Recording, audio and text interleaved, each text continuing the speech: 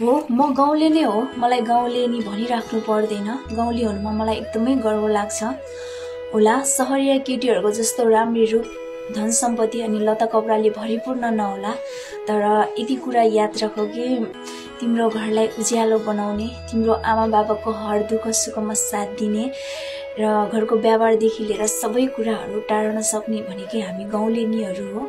त्यसैले तिमीलाई विश्वास पनि लाग्दैन होला गाउँलेनीहरूले यतिसम्म माया गर्छ भनेर। गाउँलेनीहरूको मन यति सफा पवित्रता हुन्छ।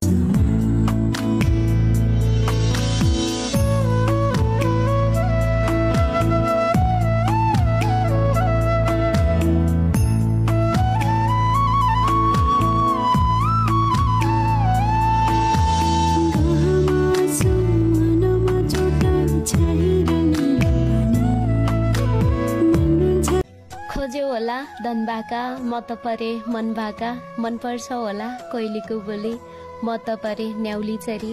यस्तै हो ठाडो हुन्छ गाउँलेको बोली, म त परे नि हो गाउँलेको छोरी।